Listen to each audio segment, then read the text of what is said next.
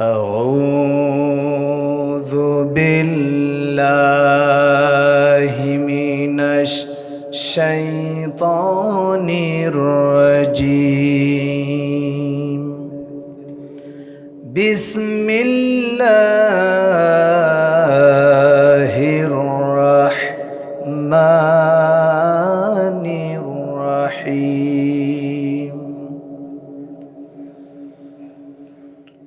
تبارك الذي بيده الملك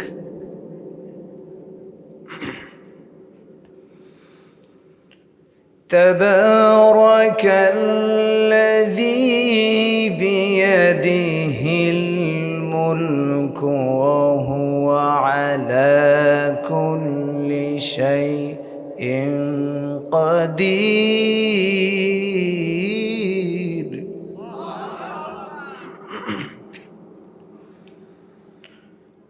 الذي خلق الموت والحياة ليبلوكم أيكم أحسن عملا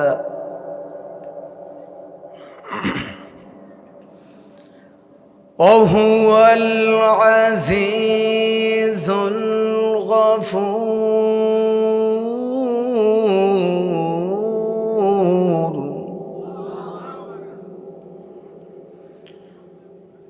الله أكبر. بسم الله الرحمن الرحيم.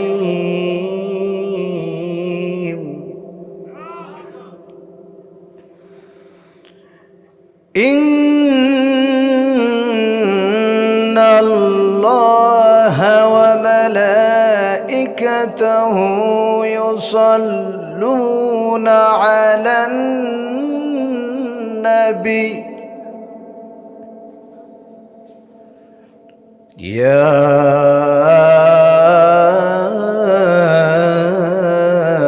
أيها الذين آمنوا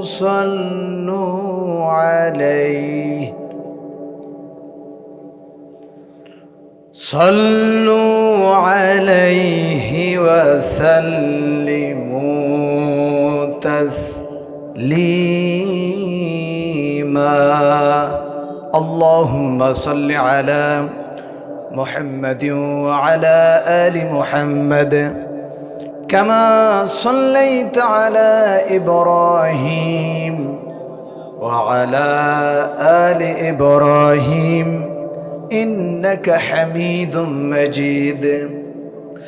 اللهم بارك على محمد وعلى آل محمد كما باركت على إبراهيم وعلى آل إبراهيم إنك حميد مجيد. عن أبي هريرة عن النبي صلى الله عليه وسلم قال: إن سورة من القرآن 30 آية شفعت لرجل حتى غفر له، وهي سورة تبارك الذي بيده الملك. رواه الترمذي. هذا حديث حسن أو كما قال عليه الصلاة والسلام. খুলনা অঞ্চলের সাতক্ষীরা জেলার অন্তর্গত শ্যামনগর উপজেলার 12 নং গাবুরা ইউনিয়ন 9 নম্বর সরা দৃষ্টিনন্দন হাফিজিয়া মাদ্রাসার উদ্যোগে 26তম তাফসিরুল কোরআন মাহফিল 2025 আজকের এই মহতি আয়োজনের সম্মানিত সুযোগ্য সভাপতি জনাব মাওলানা আব্দুল্লাহ আল মামুন, খতিব দৃষ্টিনন্দন জামে মসজিদ, প্রধান অতিথি জনাব আলহাজ জিএম মাসুদুল আলম, চেয়ারম্যান 12 নম্বর গাবুরা ইউনিয়ন পরিষদ। আমার ডানে বসে আছেন আমার সম্মানিত পিতা জনাব আব্দুর রহিম গাজী, এবং আমার বামে বসে আছেন আমার অত্যন্ত কাছের প্রিয় একজন আল্লাহর বান্দা মাওলানা আব্দুল করিম সাহেব, এবং আমার সামনে বসে আছেন যাদেরকে ঘিরে মূলত আজকের আয়োজন, দ্বীন ইসলামের নরসরদুল বীর মুজাহিদ মুসলমান ভাইরা। আড়ালে বসে আছেন অত্র এলাকার সম্মানিতা মা এবং বোনেরা। আলোচনার সূচনায় আবারও আমার পক্ষ থেকে হৃদয় নিংড়ানো, প্রাণ জড় করানো সালাম, আসসালামু আলাইকুম ওয়া রাহমাতুল্লাহি ওয়া বারাকাতুহু। সবাই ভালো আছেন? আবার উল্টা প্রশ্ন। আলহামদুলিল্লাহ, আল্লাহ পাক রব্বুল আলামিন আমাকে অনেক অনেক ভালো রেখেছেন। আমাদেরকে যিনি ভালো রাখলেন তিনি কে? যিনি আমাদের ভালো রেখেছেন, সুস্থ রেখেছেন, এবং এই পৃথিবীর শ্রেষ্ঠ মাজলিস কোরআন কারীমের আলোচনার একটি মঞ্চে আমাদেরকে হাজির হওয়ার, আসার, বসার তৌফিক দিলেন। এই জন্য আমরা সেই মহান মনিবের দরবারে দিল খুলে একযোগে মুহাব্বাতান জড়ালো কণ্ঠে বলে উঠছি আলহামদুলিল্লাহ। আর একটু জোরে সোরে বলি আলহামদুলিল্লাহ। আমরা আল্লাহ তাআলার শুকরিয়া আদায় করলাম। আসুন আর এদিকে ওদিকে নয়, সোজা সাপটা আমরা চলে যাব মূল আলোচনার দিকে। আমি গোটা কোরআনের 114টি সূরার একটি মাত্র সূরা 67 নম্বর সূরা সূরায়ে মুলক থেকে শুরুর দিক থেকে নিয়ে আমি 2টি আয়াতে কারিমা তেলাওয়াত করেছি। আল্লাহ পাক রব্বুল আলামিন যেন পূর্ণ আমলের নিয়াতে আমাকে সঠিক ব্যাখ্যা দেওয়ার আর আপনাদেরকে শোনার মতো তৌফিক দান করেন। জোরে বলি আমিন। আরো জোরে বলি আল্লাহুম্মা আমিন। সম্মানিত উপস্থিতি, আজকের এই তেলাওয়াতকৃত সূরা যেটা থেকে আমরা আলোচনা করব, এটি যে এত গুরুত্বপূর্ণ, বরকতপূর্ণ, ফজিলতপূর্ণ সূরা, যে এই সূরাটি যদি কোনো বান্দার পক্ষে শাফাত করে আল্লাহ পাক রব্বুল আলামিন তাকে মাফ করে দিবেন। আর একটু জোরে বলা যায় না? সুবহানাল্লাহ। আমি যে হাদিসখানা তেলাওয়াত করেছি আয়াতের সঙ্গে মিল করে, আমি সেটা দিয়ে প্রবেশ করব আজকের আয়াতের তাফসীরের ভিতরে। বলি ইনশাআল্লাহ। আমার বন্ধুগণ, তিরমিজির বর্ণনা 2891 নম্বর হাদিস, হযরতে আবু হুরায়রা রাদিয়াল্লাহু তাআলা আনহু হতে বর্ণিত, আমার নবীজি বলেন, ইন্না সূরাতা মিনাল কুরআনি 30 আয়া, নিঃসন্দেহে কোরআনে কারিমে 30 আয়াত বিশিষ্ট একটি সূরা রয়েছে। শাফাআত লিরাজুলিন হাত্তা গুফিরা লাহু, সেই সূরা যদি কোনো আল্লাহর বান্দার পক্ষে যদি শাফাআত করে, সুপারিশ করে, আমার নবীজি বলেন আল্লাহ পাক রব্বুল আলামিন ওই বান্দাকে মাফ করে দিবে। ওহিয়া সূরাতু, সেই সূরা কোন সূরা? আমার নবীজি বলেন সেই সূরা হলো তাবারাকাল্লাযী বিয়াদিহিল মুলক। সেই সূরার অন্য কোন সূরা নয়, সেই সূরা হলো সূরায়ে মুলক। জোরে বলি সুবহানাল্লাহ। তাহলে পরে বুঝতে পারলাম এই সূরার সঙ্গে যদি আমরা বন্ধুত্ব গড়ে নিতে পারি, তাহলে বলেন তো দেখি আমাদের জন্য ক্ষমা রেখেছেন একজন, যিনি তিনি কে? আমার ভাইরা, তাহলে পরে যেই সূরার এত গুরুত্বপূর্ণ ফজিলাত রয়েছে, সেই সূরা যদি আমরা শুধু তেলাওয়াত করি, সূরা কি আমাদের জন্য শাফায়াত করবে নাকি? অবশ্যই তেলাওয়াতের পাশাপাশি অর্থ ব্যাখ্যা বুঝতে হবে, আমল করতে হবে, প্রসার করতে হবে, হকটাকে আদায় করতে হবে। এবার আসেন আমরা এখন সেই সূরার ভিতরে প্রবেশ করব। আল্লাহ পাক রব্বুল আলামিন কি বলতে চেয়েছেন, আমাদের কি মেসেজ দিচ্ছেন? আল্লাহ রব্বুল আলামিন বলেন, তাবারাকাল্লাযী বিয়াদিহিল মুলকু ওয়া হুয়া আলা কুল্লি শাইইন কাদির। আর জোরে বলেন আল্লাহু আকবার। তিনি সেই বরকতময় মহান রব, তিনি সেই বরকতওয়ালা মহান রব্বুল আলামিন, যার হাতে হলো গোটা রাজত্ব এই পৃথিবীর, যার হাতের মুঠায় সমস্ত রাজত্ব, কর্তৃত্ব, প্রভুত্ব। তিনি হলেন ওহুয়া আলা কুল্লি শাইইন কাদির।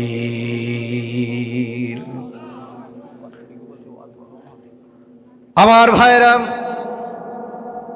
আমার আল্লাহ তো সে আল্লাহ যিনি হলেন সবার উপরে একমাত্র ক্ষমতাধর।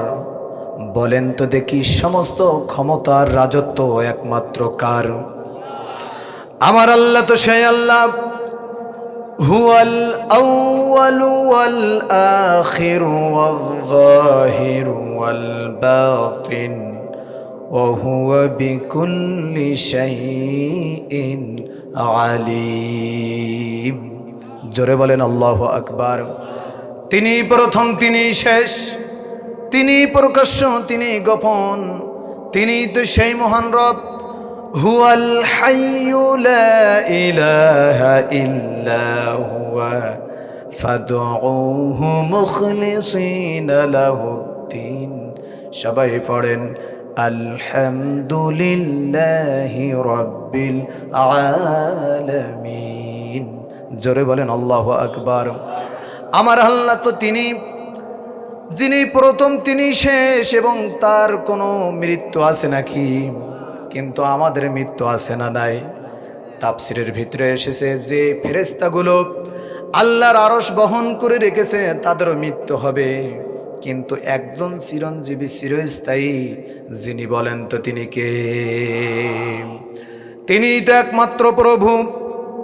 আল্লাহ রাব্বুল আলামিন বলেন, কুলিল্লাহুম্মা মালিকাল মুলকি তুতিল মুলকা মান তাশা ওয়া তানজিউল মুলকা মিম্মান তাশা ওয়া তুইজ্জু মান তাশা ওয়া তুযিল্লু মান তাশা বিয়াদিকাল খায়র ইন্নাকা আলা কুল্লি শাইইন কাদির। জোরে বলেন আল্লাহু আকবার।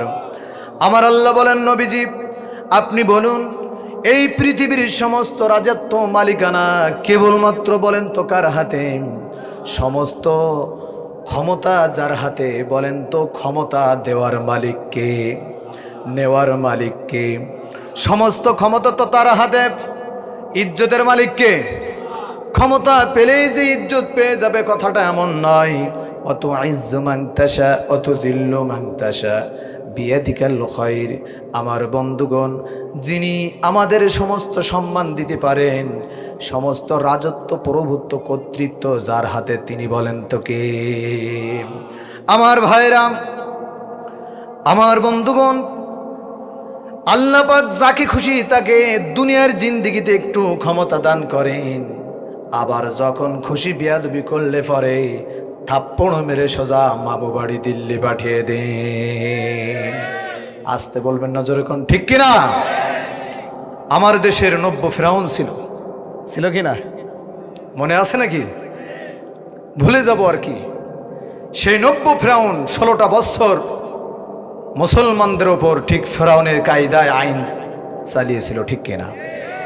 আল্লাহ তারে ক্ষমতা দিয়েছিল, সে ক্ষমতার অপব্যবহার করেছে। আল্লাহ তারে থাপ্পড় মেরে চেয়ার থেকে নামিয়ে সোজা মামু বাড়ি দিল্লি পাঠিয়ে দিয়েছে, জোরে কোন ঠিক কিনা? অথবা এখান থেকে বোঝা যায় সমস্ত ক্ষমতা একমাত্র তার হাতে, যিনি হলেন তাবারাকাল্লাযী বিয়াদিহিল মুলক ওয়া হুয়া আলা কুল্লি শাইইন কাদির। জোরে বলেন আল্লাহু আকবার। সম্মানিত উপস্থিতি, তো আমার আল্লাহ তাআলা তিনি কত মহান রব, আমাদের জন্য কত বরকতময়, এই কথাটা আজকে আমি আয়াত থেকে বোঝাবো। শুনতে রাজি আছেন সবাই? জোরে বলি ইনশাআল্লাহ। সম্মানিত উপস্থিতি, ধৈর্য হারা হবেন না।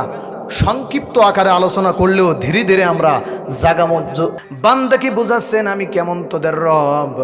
আল্লাহ রাব্বুল আলামিন বলেন, আল্লাহুল্লাযী জাআলা লাকুমুল আরদা ক্বারারাও ওয়াস সামাআ বিনাআও وصوركم فأحسن صوركم ورزقكم من الطيبات। জোরে বলেন আল্লাহু আকবার। যালিকুমুল্লাহু রাব্বুকুম ফাতাবারাকাল্লাহু রাব্বুল আলামিন। জোরে বলেন আল্লাহু আকবার। আল্লাহ রাব্বুল আলামিন বলেন, আমি তোমাদের এত বরকতময় মহান রব্বুল আলামিন, আমি আল্লাহ এমন আল্লাহ যে আমি তোমাদের জন্য জাআলা লাকুমুল আরদা ক্বারারা, এই জমিনটা আমি আল্লাহ রাব্বুল আলামিন তোমাদের জন্য আমি স্থিতিশীল করে দিয়েছি। এই জমিনটা স্থিতিশীল করেছেন কে? কিছুদিন আগে ভূমিকম্প হয়ে গেল, মনে আছে না নাই? আল্লাহ রাব্বুল আলামিন যদি তিনি বরকতময় মহান রব না হতেন, দয়া করে বান্দার জন্য জমিনটা যদি স্থিতিশীল না করে দিত, আমরা রাতের বেলা ঘুমানো তো দূরে থাক, একটা মুহূর্তের জন্য পৃথিবীর জমিনে আমরা টিকে থাকতে পারতাম না, ঠিক কিনা? কিন্তু আল্লাহ রাব্বুল আলামিন কেমন করে তিনি আমাদের জন্য এই জমিনটা স্থিতিশীল করেছেন, সে কথা আল্লাহ রাব্বুল আলামিন অন্য জায়গায় বলছেন, আলাম নাজআলিল আরদা মিহাদাও ওয়াল জিবালা আওতাদা। জোরে বলেন আল্লাহু আকবার। আল্লাহ রাব্বুল আলামিন বলেন, আমি বান্দা তোমার জন্য এই জমিনটারে আমি বিছানা বানিয়ে দিলাম। শুধু বিছানা বানিয়ে দিলাম তা নয়, বিভিন্ন জায়গায় প্রয়োজনে প্রয়োজনে একরেটভাবে আমি আল্লাহ রাব্বুল আলামিন কিছু পেরেক দিয়ে দিলাম, পাহাড় দিয়ে। জোরে কোন সুবহানাল্লাহ। এই যে পাহাড় দিলেন প্রেক স্বরূপ, যদি না দিতেন জমিনটা স্থিতিশীল হতো না। আমার বন্ধুগণ, শুধু যে জমিনটা স্থিতিশীল করেছেন তা নয়, আমার আল্লাহ বলছে যে আমি তোমাদের জন্য ওয়াস সামাআ বিনা, আমি আসমানটারে ছাদ বানিয়ে দিয়েছি। সুবহানাল্লাহ। আল্লাহ রাব্বুল আলামিন আসমানটারে ছাদ বানিয়ে দিয়েছেন, কিন্তু বলেন তো দেখি এই ছাদের খুঁটি রয়েছে কয়টা? সবাই বলেন কয়টা? আর যারা বললেন না তাদের পাড়ায় আছে নাকি খুঁটি? আছে, আছে। কিন্তু খুঁটিবিহীন কেমন করে তিনি রাখলেন, আল্লাহ পাক সে কথাও বলছেন কোরআনে কারিমে। সুবহানাল্লাহ। আল্লাহ রাব্বুল আলামিন বলেন, ওয়াস সামাআ বানাইনাহা বিআইদিন ওয়া ইন্না লামুসিউন। জোরে বলেন আল্লাহু আকবার।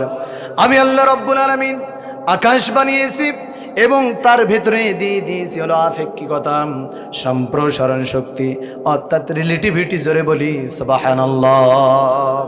আল্লাহ রাব্বুল আলামিন আমাদের জন্য আকাশটা সুন্দর করে ছাদ করে দিলেন, এবং সে আকাশটা আবার এমনি এমনি ছাদ বানিয়েছেন তা নয়, সুন্দর করে আল্লাহ পাক রব্বুল আলামিন বুরুজ দ্বারা সুসজ্জিত করেছেন। জোরে কান সুবহানাল্লাহ। এই সূরা মুলকের ভিতরে আল্লাহ রাব্বুল আলামিন সুন্দর করে 5 নম্বর আয়াতে বলছেন, আল্লাহ রাব্বুল আলামিন সুন্দর করে বলছেন, আমি বান্দা তোমার জন্য এই আকাশটারে আমি সুসজ্জিত করেছি, সুশোভিত করেছি।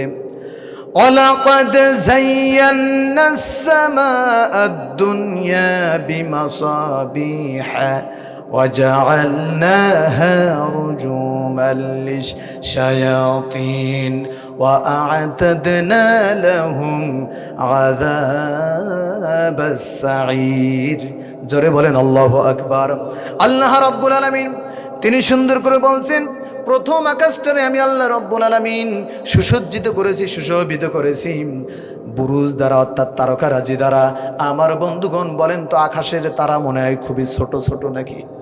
খুব ছোট নাকি? পৃথিবীর চেয়ে ছোট, সূর্যের চেয়ে ছোট, চাঁদের চেয়ে ছোট। আচ্ছা, আপনারা যে না বলছেন, তাকাইলে তো দেখা যায় বিশাল পৃথিবী, তার মাঝে ফুটবলের মতো একটা সূর্য, তার চেয়ে ছোট একটা চাঁদ, তারপরে জিরো বাল্বের যে লাইট আছে টিপ টিপ করে জ্বলে, ঠিক তেমন কি তেমনই হলো তারকা। কিন্তু এখান থেকে কি বোঝা যায়, চিন্তা করেছেন কোনোদিন?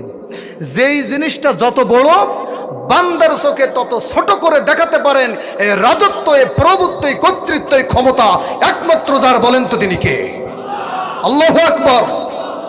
সম্মানিত উপস্থিতি, প্রিয় হাজিরিন, আমি যখন ইসলামী বিশ্ববিদ্যালয়ে অধ্যয়নরত ছিলাম অনার্সে, আমি তখন হঠাৎ করে এই আয়াতের দিকে লক্ষ্য করে আমি তারকারাজি নিয়ে একটু স্টাডি শুরু করলাম। দেখি বিজ্ঞানীরা কি তথ্য বের করতে পেরেছে।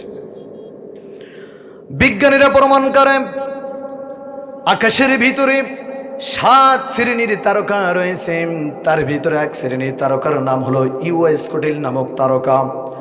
ওই তারকা হলো কত বড়, ওই তারকাগুলো এক একটা তারকা কত বড়, যেই সূর্য পৃথিবীর চেয়ে 13 লক্ষ গুণ বড়, ওই 13 লক্ষ গুণ বড় সূর্যের চেয়ে আবার 17,000 গুণে বড় হলো এক একটা ইউএসকোটিল নামক তারকা। যারে বলি সুবহানাল্লাহ। আমি হিসাব মিলে দেখলাম পৃথিবীর চেয়ে কত বড়। এবার তখন আসলো হিসাবে, এটা এই পৃথিবীর মতো পৃথিবী একটা দুইটা নয়, 221 কোটি পৃথিবী যদি ঢেলে ঢেলে সাজানো হয়, তারপরেও ওই ইউএসকোটিল নামক তারকার ভেতরে জায়গা ফাঁকা থেকে যায়। আল্লাহু আকবার। আমার আল্লাহ কত মহান রব। আল্লাহ রাব্বুল আলামিন বান্দার জন্য তিনি বরকতময় বলে এই সৃষ্টিগুলো বান্দার জন্য করেছেন। অন্য জায়গায় আবার তাবারকা শব্দ দিয়ে সুন্দর করে বুরুজের কথা বলছেন, কমারের কথা বলছেন, সিরাজের কথা বলছেন। আল্লাহ রাব্বুল আলামিন বলেন, তাবারাকাল্লাযী জাআলা ফিস সামাই বুরুজাও ওয়া জাআলা ফিহা সিরাজাও ওয়া কমারাম মুনীরা। জোরে বলেন আল্লাহু আকবার।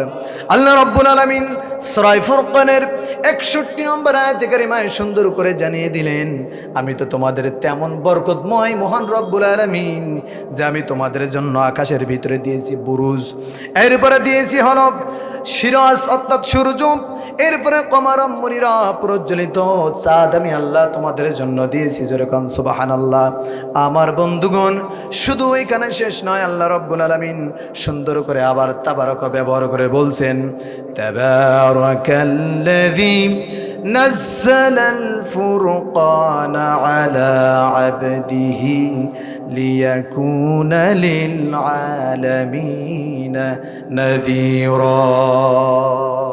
জোরে বলেন আল্লাহু আকবার। আল্লাহ রাব্বুল আলামিন বলেন, আমি তোমাদের সেই মহান বরকতময় মহান রব, আমি আমার বান্দার উপরে আমি ফুরকান অবতীর্ণ করেছি।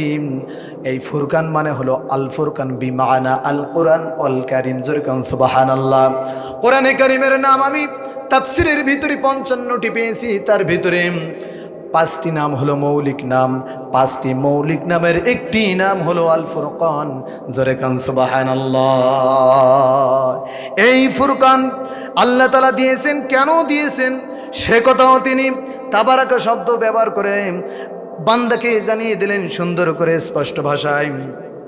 আল্লাহ রাব্বুল আলামিন বলেন, আলা লাহুল খালকু ওয়াল আমর তাবারাকাল্লাহু রাব্বুল আলামিন।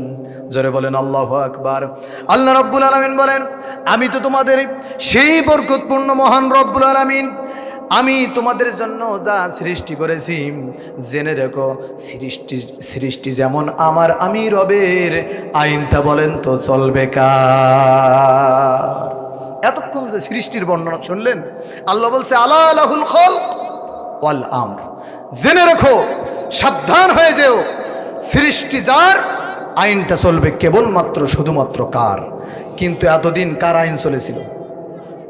16টা বছর চলেছিল বাবার আইন, এদিকে আর আছে নাকি?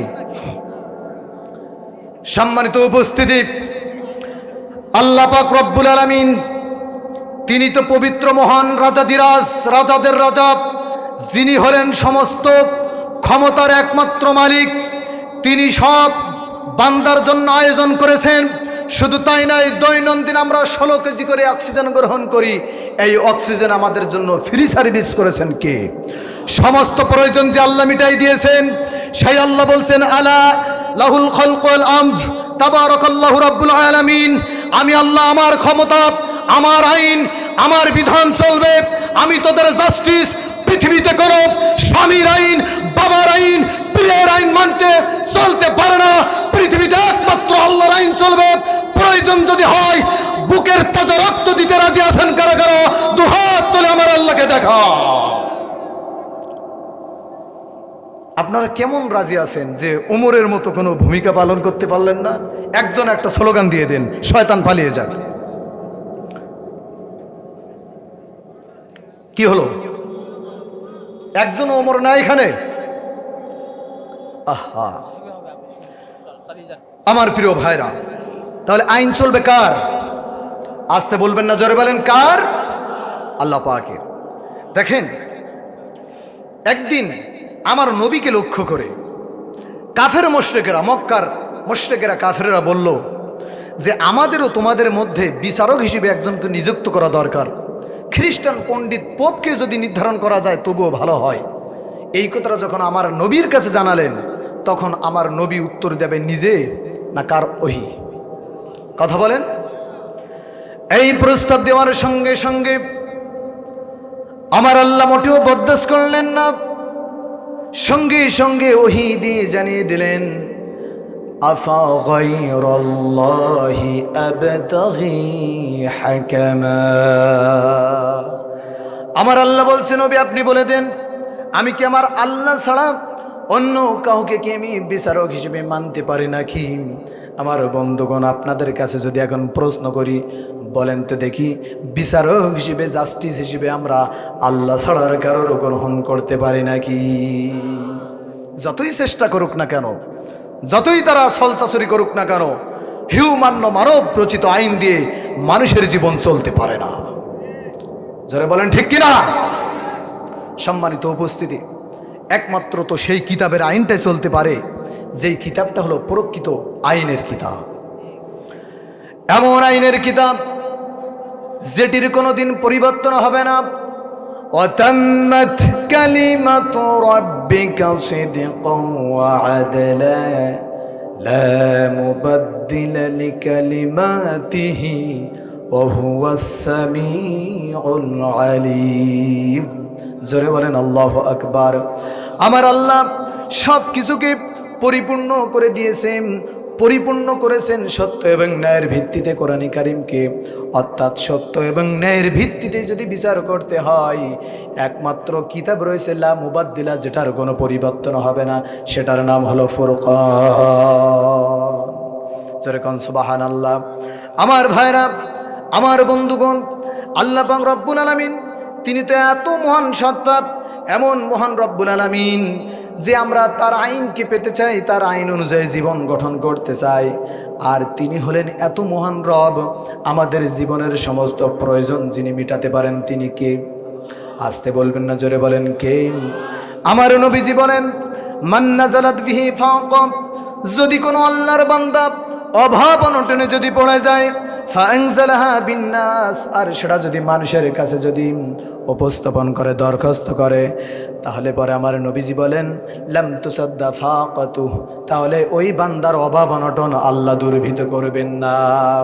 কিন্তু যদি মান নাযালাত বিহি ফাকা, যদি কোনো আল্লাহর বান্দা যদি অভাব অনটনে পড়ে যায়, আর যদি ফাআনজালাহা বিল্লাহ, যদি আল্লাহর কাছে যদি দরখাস্ত করে জানিয়ে দেয়, যদি পরে সিজদায় পড়ে যায়, শেষ রজনীতে পৃথিবীর কেউ তার গ্রহণ করে না, ঋণগ্রস্ত হয়েছে, অভাবে পড়েছে, সংসার চালাইতে পারে না, বড় গরিব মানুষ, সমাজে তার কোনো দাম নাই, কিন্তু যখন সিজদায় পড়ে তাবারাকাল্লাযী বিয়াদিহিল মুলক, একমাত্র মহান রাজাদিরাজকে যখন ডাক দেয়, আমার নবীজি বলেন ফায়ুশিকুল্লাহু লাহু বিরিজকিন, আমার আল্লাহ ওই বান্দাকে রিজিক দিয়ে দেন, আজিলিন হয় দ্রুত, আও আজিল অথবা একটু দ্রুত, দ্রুত না হয় দেরিতে, জোরে কান সুবহানাল্লাহ। তিরমিজির বর্ণনা, আমার নবীজি বলেন হয় দ্রুত না হয় দেরিতে হলেও ওই বান্দার অভাব অনটন দূর করে দেন আল্লাহ পাক রব্বুল আলামিন। আমার বন্ধুগণ, আপনাদের বলতে চাই, এখানে একটা প্রশ্ন থাকতে পারে, হুজুর আল্লাহ তো মহান রাজাদিরাজ, চাওয়ার পরে কেন দেরি করে? সেই জবাবটা আমার নবীজি অন্য হাদিসে সুন্দর করে বলতেছেন, মাইয়ুরিদিল্লাহু বিহি খায়রান ইউসিব মিনহুম, রাওয়াহু তিরমিজি। আমার নবীজি বলেন, যদি আল্লাহ কোনো বান্দার কল্যাণ চাই, তাহলে ওই বান্দাকে একটু দুঃখ এবং কষ্টের মেজে ফেলে দেয়। সুবহানাল্লাহ বলবেন না? আল্লাহ তো আমাদের কল্যাণ চাই, এই জন্য 16টা বছর একটু আমাদের পরীক্ষা নিয়েছে, যেরকম ঠিক কিনা? কারণ আল্লাহকে রব বলে, তার প্রভুত্ব, রাজত্ব, কর্তৃত্বের উপর ঈমান এনে যদি ইন্নাল্লাযীনা ক্বালু রাব্বুনাল্লাহ সুম্মা ইসতাকামু, তার উপর যদি টিকে থাকতে হয়, আল্লাহর জান্নাতের মেহমান যদি হতে হয়, বলেন তো একটু দিনের জন্য পরীক্ষা দেওয়ার দরকার আছে না নাই? কারণ পরীক্ষাবিহীন আমাদের কোনো পাশ করার সুযোগ আছে? আর পাশ না করলে কি জান্নাত আছে? যার ঈমান আছে তার পরীক্ষা আছে না নাই? আল্লাহ রাব্বুল আলামিন বলেন, আহাসিবান নাসু আন ইউতরাকু আন ইয়াকুলু আমান্না ওয়া হুম লা ইফতানুন। জোরে বলেন আল্লাহু আকবার। আল্লাহ রাব্বুল আলামিন সুন্দর করে সূরা আনকাবুতের ভিতরে বলছেন, বান্দারে ঈমান আনলেই কিন্তু ছেড়ে দেব না। অবশ্যই বলেন তো পরীক্ষার দরকার আছে না নাই? কিন্তু কেমন করে পরীক্ষা দিলে পরে আল্লাহ পাক পাস মার্ক দিয়ে জান্নাত দিয়ে দিবেন, সেই কথাটা আমার আল্লাহ সুন্দর করে বলেছেন, আমিনু কামা আমানান নাস। জোরে বলেন আল্লাহু আকবার। আমার নবীজি বলেন, ও আমার বান্দারা, আমার নবীর সাহাবীদের মতো করে তোমরা ঈমানটা আনো। আমার বন্ধুগণ বলেন তো দেখি, ঈমান আনলে যদি সাহাবীদের মতো করে ঈমানটা আনতে পারি, বলেন তো দেখি আমাদের অবশ্যই পাস মার্ক দিয়ে যাবেন তিনি কে? আমার ভাইরা, সাহাবীর কথা আমার দারুণ মনে পড়ে গেল। আপনারা যদি শুনতে চান আমি শোনাইতে পারি, শুনবেন নাকি সবাই? সেই সাহাবীর নাম হলো হযরত খুবাইব রাদিয়াল্লাহু তাআলা আনহু। যখন তিনি তাবারাকাল্লাযী বিয়াদিহিল মুলক ওয়া হুয়া আলা কুল্লি শাইইন কাদির ইন্নাল্লাযীনা ক্বালু রাব্বুনাল্লাহ সুম্মা ইসতাকামু, আল্লাহর প্রভুত্বের উপর, রাজত্বের উপর ঈমান আনলেন এবং ঈমানটা আনার পরে তার উপর টিকে থাকলেন, তখন হঠাৎ করে পরীক্ষা চলে এলো। আবু জাহেলের পেটুক বাহিনী করলেন কি, তাকে মদিনার মাটি থেকে গ্রেফতার করে তাকে মক্কায় নিয়ে গেলেন। মক্কায় নিয়ে জেলখানায় ঢুকাই দিল, রিমান্ডে নিল, হাত পাগুলো থেতলে দেওয়া হলো। এক পর্যায়ে বলা হলো, ও খুবাইব, এখনো সময় আছে, কি করবি বল? খুবাইব বলল, আমার জীবন দিতে আমি প্রস্তুত রয়েছি, কিন্তু আমি যে আল্লাহর ওপর ঈমান এনেছি, আমি এই ঈমান থেকে চুল পরিমাণও নড়তে পারি না। এই কথা যখনই বলে দিলেন, সঙ্গে সঙ্গে এই কথা বলার সঙ্গে সঙ্গে কি হলেন আমার বন্ধুগণ? কাফের বেঈমানেরা তার খাবার দাবার বন্ধ করে দেওয়া হলো। খাবার দাবার বন্ধ করে কি করলো? খাবার দাবার বন্ধ করলেন। এরপরে তারা চিন্তা করলো, খুবাইব না খেয়ে শুকায় শুকায় দুনিয়া থেকে বিদায় হয়ে যাবে। ইতিমধ্যে রাত যখন গভীর হয়ে যায়, তখন খুবাইব রাদিয়াল্লাহু তাআলা আনহু করলেন কি, আল্লাহর কালাম থেকে তখন জিকির শুরু করে দেন। আল্লাহর কালাম যখন জিকির করেন, তখন আল্লাহ পাক রব্বুল আলামিন জান্নাতের আঙ্গুর তার সামনে হাজির করিয়ে দেন। জান্নাতের আঙ্গুর ফল তার চোখের সামনে যখন আসে, একটা করে আঙ্গুর খায়, আল্লাহর কালাম তেলাওয়াত করেন এবং তার চেহারার ভিতরে নূর সৃষ্টি হয়। কাফের বেঈমানেরা চিন্তা করলো, 2 থেকে 2.5 মাস হয়ে গেল আমরা খুবাইবের খাবার বন্ধ করেছি, আজকে এখনও তার মৃত্যু হয় না, বরঞ্চ তার চেহারার ভিতরে নূর চমকায়। ঘটনা কি? এবার কাফের বেঈমানেরা রাতের বেলা একটু দৃষ্টিগোচর হয়ে গেল তাদের, তারা দেখলো রাত যখন গভীর হয়ে যায়, খোবাইব তখন কোরআন থেকে তেলাওয়াত করে, আর কি যেন তার চোখের সামনে আঙ্গুরের ছড়া ঝোলায় ধরেন। জোরে কোন সুবহানাল্লাহ। আমার বন্ধুগণ, কাফের বেঈমানেরা চিন্তা করলো এই রাজাকেরকে আর বাঁচিয়ে রাখবো না, আগামীকাল আমরা তাকে দুনিয়া থেকে আমরা বিদায় করে দেব। খোবাইবকে ডাক দিয়ে বলল, খোবাইব শোনো, আগামীকাল আমরা তোমাকে দুনিয়া থেকে বিদায় করে দেব। তোমার জীবনের যদি শেষ ইচ্ছে বলতে তেমন কোনো কিছু যদি থাকে আমাদেরকে তুমি জানিয়ে দিতে পারো। খোবাইব বলল, আমার তেমন কোনো ইচ্ছা নাই, অন্তিম ইচ্ছে। যদি তোমরা চাও আমাকে একটু অজুর পানি দিবা, অজু বানায়া নামাজে দাঁড়ায় আমি খোবাইব আমি আমার আল্লাহর সঙ্গে একটু আমি কথা বলে নিতে চাই। অজুর পানি দেওয়া হলো, অজু বানালেন, নামাজে দাঁড়ালেন। 2 রাকাত নামাজ পড়তে নিয়ে প্রথম রাকাত নামাজটা একটু তাড়াহুড়ো করে পড়লেন, ধীরে ধীরে পড়লেন। এরপর এমন ইমানের জজবা এলো, চিন্তা করলো, আহারে আমি যদি এখন তাড়াহুড়ো করে নামাজটা না পড়ে যদি ধীরে ধীরে পড়ি, কাফেররা ভাবতে পারে খোবাইব বুঝি মৃত্যুর ভয়ে নামাজটারে লম্বা করে পড়তেছে। এই চিন্তা মাথায় নিল, তাড়াহুড়ো করে নামাজ শেষ করলেন। আল্লাহর দরবারে 2টা হাত উঠায় বললেন, হায় আল্লাহ তাআলা, আমি যদি এখন দুনিয়া থেকে যদি বিদায় হয়ে যাই, আমার বিদায় সালামটা তুমি, আমি যে নবীর দর্শন থেকে 2-3 মাস যাবৎ বঞ্চিত, আল্লাহ গো তুমি মেহেরবানি করে আমার নবীর দরবারে তুমি আমার সালামটা পৌঁছায় দিও। দোয়া করলেন, হাত নামালেন। এরপরে কাফের বেঈমানেরা তাকে শুলে কাষ্টে চড়ালো। শুলে কাষ্টে চড়ায় তার 2 হাত 2 পা বেঁধে ফেললো। একজন কাফের বলল, কাফের বেঈমানেরা জেনে রাখ, কাফের বলল, ও খোবাইব, এই শুলে কাষ্টে তোমাকে না চড়ায় যদি তোমার দ্বীনের নবী মুহাম্মদকে চড়ানো হতো কতই না ভালো হতো। জোরে কান নাউজুবিল্লাহ। আমার বন্ধুগণ, এই কথা যখনই বললেন তখন তিনি থুতু নিক্ষেপ করে তার জবাব দিয়ে বলল যে আমার সামনে আমার নবীর একটি পশমে হাত দিবি, আমি খোবাইব তোদেরকে হালে ছেড়ে দেবো না। কিন্তু দেখা যায় আমার নবীকে নিয়ে যারা কটূক্তি করে বাংলার জমিনে, তাদের বিচার আজ পর্যন্ত হয় নাই। আমরা উম্মতি মুহাম্মদ বলে দিতে চাই, যদি আমার রাসূলকে নিয়ে আর কেউ যদি একটি মাত্র শব্দ চয়ন করে, যদি একটি মাত্র গালিগালাজ করে, আমরা তাদের ধরে নিয়ে তাদের মাথা পায়ের তলে রেখে তাদের জিহ্বা টেনে ছেড়ে নেবো। জোরে কোন ঠিক কিনা? এই মতের পক্ষে রাজি আছেন কারা কারা? 2 হাত তুলে আমার আল্লাহকে দেখা।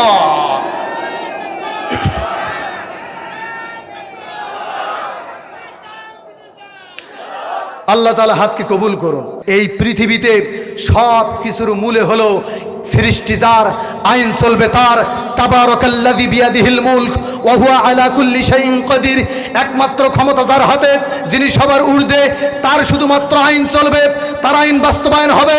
এই বাস্তবায়ন করার জন্য আমার রাসূলকে মূলত দুনিয়াতে পাঠিয়েছে, ঠিক কিনা? হুয়াল্লাযী আরসালা রাসূলাহু বিল হুদা ওয়া দীনিল হাক্কি লিইয়ুযহিরাহু আলাদ দীনি কুল্লিহি ওয়া কাফা বিল্লাহি শাহীদা। এই পৃথিবীতে সমস্ত তন্ত্র মন্ত্রের মুখে লাথি মেরে আল্লাহর দ্বীনকে বুলন্দ করতে হবে, এটাই একমাত্র আমাদের দাবি। জোরে কোন ঠিক কিনা? কিন্তু এটা করতে দে শেখ হাসিনার মতো করে যদি কোনো মুনাফিক, কোনো কাফের, কোনো বেঈমান যদি ষড়যন্ত্র করে, ওই ষড়যন্ত্র জাল ছিন্ন ভিন্ন করে দেব। বাতিলের কাছে আমরা মাথা নত করবো না, মাথা নত করবো না, মাথা নত করবো না। এই মতের পক্ষে রাজি আছেন কারা কারা? 2 হাত তুলে আমার আল্লাহকে দেখা। সম্মানিত উপস্থিতি, মনে রাখবেন, যতই বাধা আসুক না কেন ইসলামের বিজয় হবে। জোরে কোন ঠিক কিনা? আর ইসলামের বিজয় করতে গেলে আমাদের 5টি কর্মসূচির কথা মনে রাখতে হবে। কয়টি? এইটা দিয়ে ফিনিশিং দেব। 1 নাম্বার হলো আল জামাআ। বলেন তো দেখি, মুসলমানদের ভিতরে ঐক্যবদ্ধ হওয়ার দরকার আছে না নাই? ওয়া'তাসিমু বিহাবলিল্লাহি জামিআ ওয়া লা তাতাফাররাকু ফি। কথাগুলো কার? ঐক্যবদ্ধ হওয়ার বিকল্প দিন কায়েমের কোনো কর্মসূচি হতে পারে না। নাম্বার 2 হলো আস-সামউ, আমিরের কথা শুনতে হবে। নাম্বার 3 আত-তাআ, আমিরকে আনুগত্য করতে হবে। নাম্বার 4 হলো আল হিজরা। আমার নবীজি যেমন দিন কায়েমের জন্য নিজের মাতৃভূমি মক্কাকে ছেড়ে মদিনায় হিজরত করেছিল, আমাদেরও যদি প্রয়োজন হয় সাতক্ষীরাকে ছেড়ে দিয়ে হিজরত করার মাধ্যম দিয়ে হলেও আল্লাহর জমিনে আল্লাহর দিন কায়েম করতে হবে, ঠিক কিনা? নাম্বার 5 হলো আল জিহাদ। জিহাদের বিকল্প কোনো রাস্তা নাই দিন কায়েমের। জোরে কোন ঠিক কিনা?